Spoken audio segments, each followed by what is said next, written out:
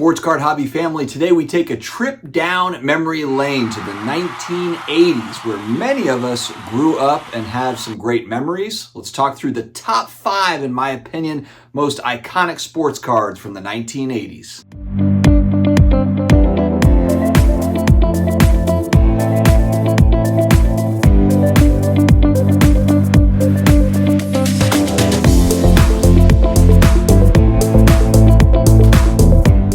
What's going on, sports card hobby family? It is another day. It's another sports card video. I hope that you all are doing amazingly well. Had a good weekend.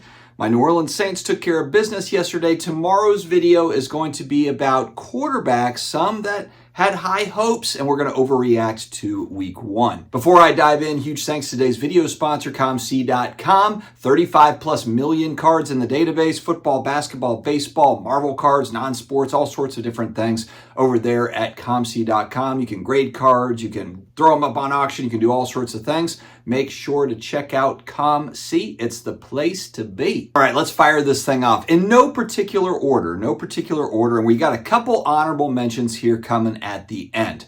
The first one, I think this has got to be the most obvious, most iconic card from the 1980s, especially if you were a kid. When I was a kid, 1989 Upper Deck, Ken Griffey Jr., #1 card, the top left card on the sheet. Still a very, very popular card today. And Ken Griffey Jr. had a fantastic career. He's not considered to be a GOAT.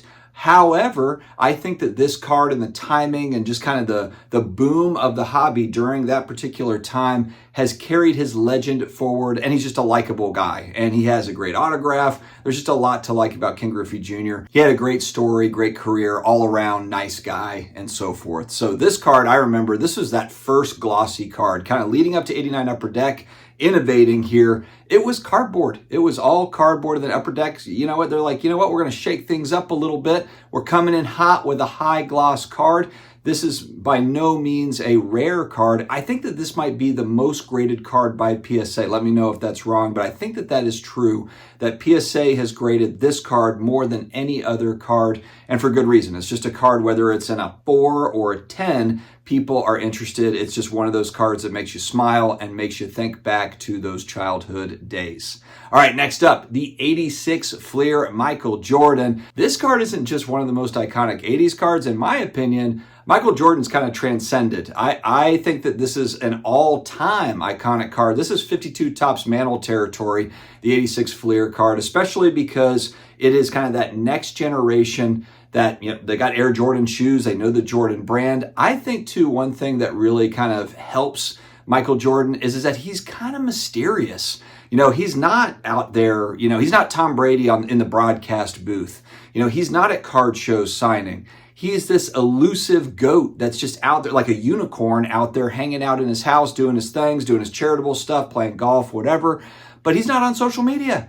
This guy, if he was on social media, it'd be like day one, he'd probably have like 100 million followers, Michael Jordan. He's kind of mysterious, stays to himself, and I think that that adds to the legend for MJ and will continue to kind of carry him forward, and this card in particular, the 86 Fleer. All right, next up, this one's a little bit before my time, 84 Topps Don Mattingly. This, of course, being kind of that next Yankee coming up where everybody was excited, speculating on this particular card. Everyone was searching for it. Again, this was 84. I was born a few years before this, so I wasn't necessarily chasing this, but for the guys, it might be late 40s, early 50s. This was the card that folks were looking for, is that Don Mattingly 84 Topps. And of course, he had a fantastic career. It is still one of those cards that, you know, whether you're an 80s card collector, vintage card collector, you respect this card. The design's really cool on a lot of these 80s cards, this one especially in particular. But when you see it, you just know that that is an important hobby card in the history of the overall hobby.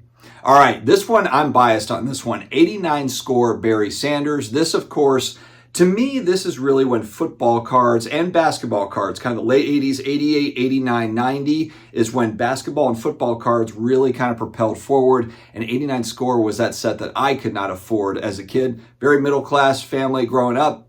Didn't have loads of money at the card shop to buy packs of 89 score. 89 Pro set was like $1 a pack. 89 score at my local card shop was more like $3 to $4 a pack. And back then too, my parents and many others, they didn't understand paying a lot of money for an individual card. It was kind of more of like, hey, if we're going to pay a lot of money, shouldn't we get a lot of cards? It was kind of more about the volume type mindset. And I was just thinking like, man, the 89 score Barry Sanders, they're all like portrait rookie cards without the helmets on. So whether that's Aikman or Deion Sanders, Deion Sanders has a great rookie card from the 89 score set. 89 score football is my favorite set of all time, period. But that 89 score Barry Sanders card to me is a very iconic card, in part because not that football cards weren't collected or weren't popular, but it really kind of projected them forward. These were high gloss cards that were coming from Score, a little bit better quality and just awesome, portraits. And they had the kind of big helmet down there in the bottom. Just a great design overall. And it was popular back then. I can remember to this day, my buddy's dad was buying and holding boxes of 89 score, had them in his closet. He showed me one day, like all the boxes of 89 score. And I was just in awe because just a pack of those was not cheap back then. So 89 score Barry Sanders. Let's move over to 86 Topps Jerry Rice right here on the wall. My finger can't get to it. Anyway, 86 Topps Jerry Rice. This is another kind of classic design, 86 Topps football. But Jerry Rice, really the best wide receiver of all time. Some people would argue that Randy Moss is in that conversation as well. But Jerry Rice just played forever, and he was always so consistent and so good. Just crazy work ethic. Now he's starting to make his way around shows and stuff, so that's kind of cool. He's doing different, commercials and different things, but he is more available now than I remember anyway. But yeah, that 86 Topps Jerry Rice card, a very important hobby card and football card. All right, so honorable mentions. I've got two cards here, and there's so many great 80s cards. I was thinking about the 84 Topps set in general has all sorts of Hall of Famers, Elway and Marino. It's got Howie Long. It's got just a ton of great rookies there. But the 1980 Topps Rickey Henderson is an all-time card, of course. In a PSA 10, there's only, like 30 of them or something, So, I mean, that card is just so iconic to me. I love the look of that card, the design of that card. So that's kind of an honorable mention on this list. And then I also put down, of course, 81 Topps Joe Montana. Because Joe Montana, it's funny, before Tom Brady, Montana was always the GOAT. 4 touchdowns, this really, really clutch dude. And then Tom Brady came along and just kind of, moved past him as far as Super Bowls go, passing yards, touchdowns, and everything. And Tom Brady's really kind of dominated the conversation over the last 23-4 years since he came into the league. And Joe Montana's just been kind of thrown to the side. But that 81 Topps Montana is a classic hobby card, an all-time great card, and especially in the 1980s.